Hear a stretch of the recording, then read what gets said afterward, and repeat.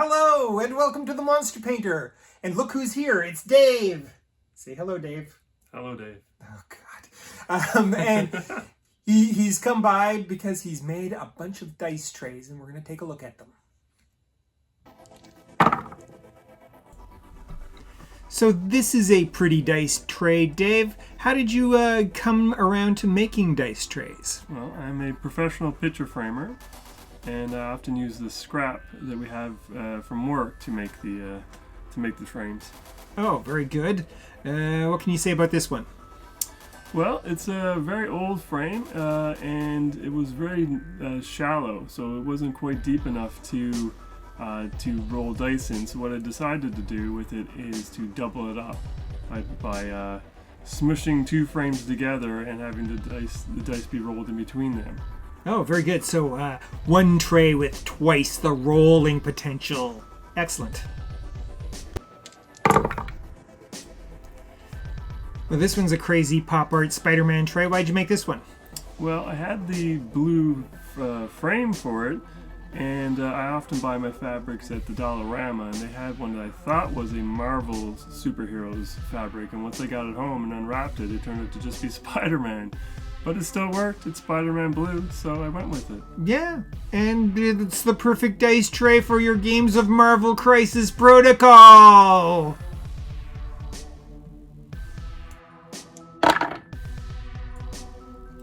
Alright, Dave, this shiny silver guy has a nice leather, what do you call that, the tray part? Yeah, there's the boxing, I guess. Where'd you get that?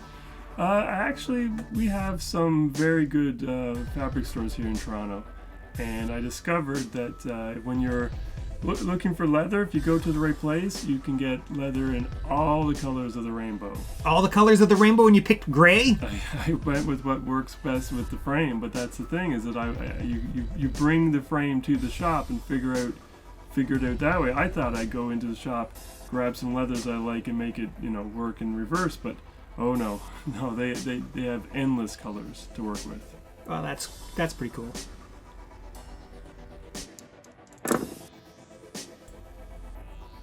Ooh, shiny, shiny gold. And more of that leather stuff, hey Dave? Yeah, so there's a lot of things you have to consider when you're buying leather for a dice tray. And one of them is that it has to be resistant to people's fingers, their fingernails from scratching it. So this one is the same type of leather as the previous dice tray. And just, like I say, all the colors of the rainbow, you just choose which one works best. Yeah, well, it's a nice looking tray, that's for sure. Alright, this one has a leather basin to it, but it's a lot squishier and spongy. How come, Dave? Well, it's because there's still fur on the leather on the underside where I've glued it. It's my first time using leather that had fur on it. I'm pretty sure it's pig skin, and it was really hard to work with. It's uneven and just such a mass of material to have to work around. So never again. Never again? Oh well. One of a kind dice tray.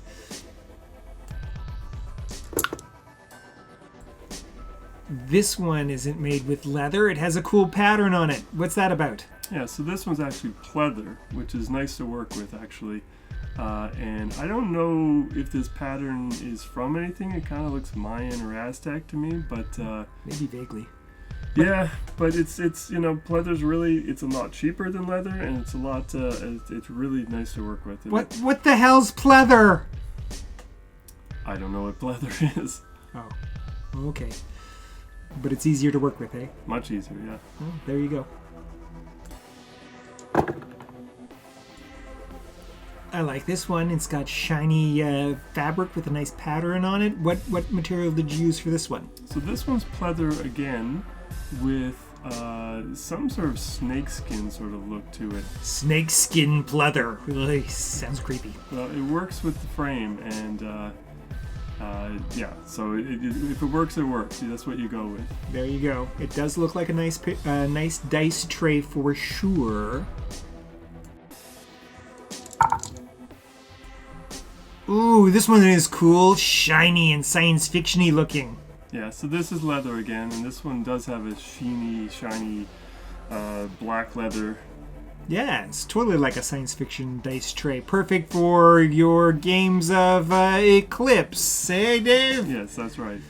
Yeah. Do you use this for Eclipse? I haven't yet. It's too new. Oh, well, there you go. We got to play a game of Eclipse and get this dice tray out there. Yes. Ooh, more shiny. I like shiny. Yeah, so this one has a bit of an antique look to the silver, but it has the same shiny leather in it, and it's a bit deeper of a frame. Yeah, more antique look. It still looks science fiction-y to me, Dave. Okay, well this frame looks very different from your other dice trays, and it's pretty elaborate. How'd you make that one? Well, I didn't make the frame this time around. This is a store found frame, and we like looking in Value Villages for stuff for our games. I love looking through Value Village for junk. So in the same way, we can sometimes find this perfect frame and just box it with pleather in this case, and there you go, a much more inexpensive dice tray. Very good. I like inexpensive.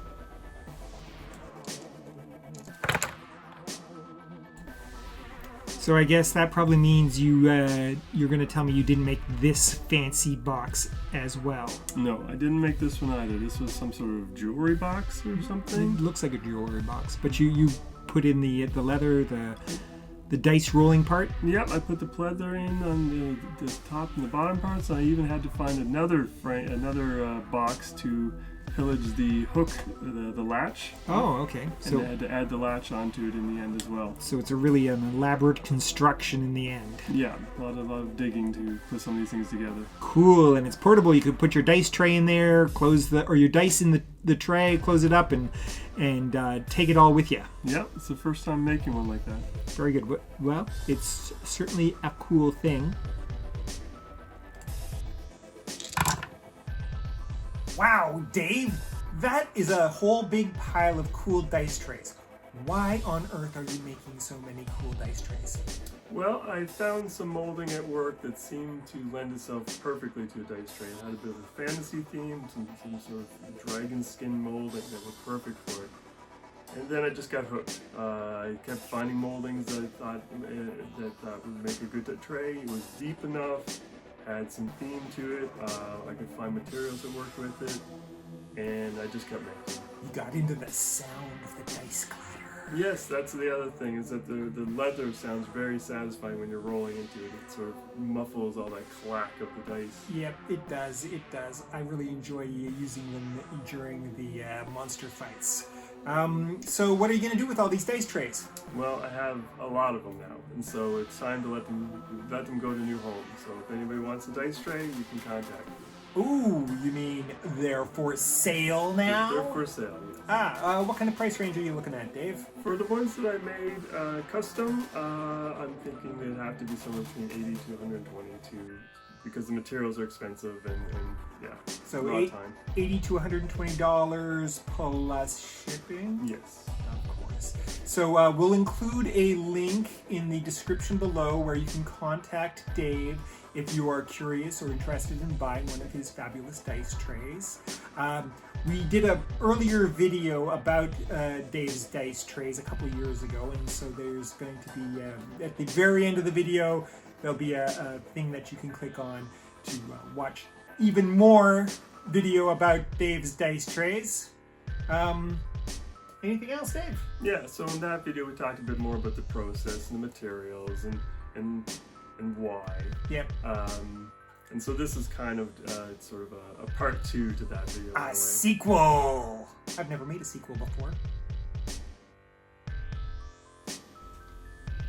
And now for this week's monster fight, featuring the dreadful diabolic dire cabbage.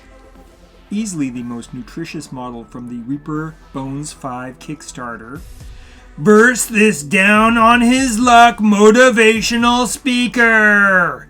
A repurposed player token from the Saturday Night Live Trivial Pursuit board game. Who will win? Only the dice know. Well, would you look at that? That's a pretty encouraging result.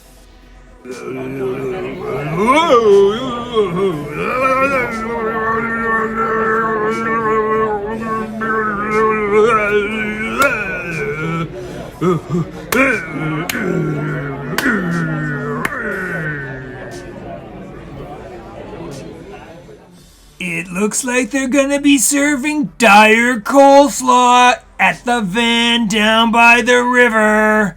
Congratulations, Mr. Foley.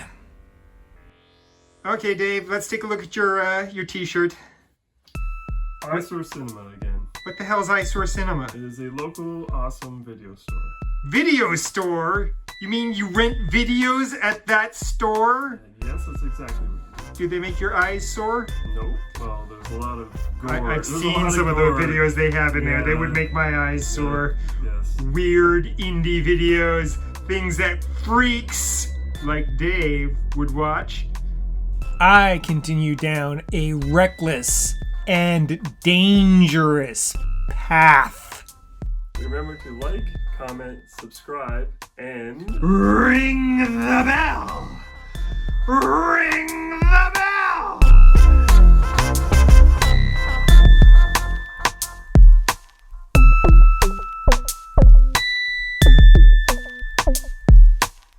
You are watching Les the Monster Painter.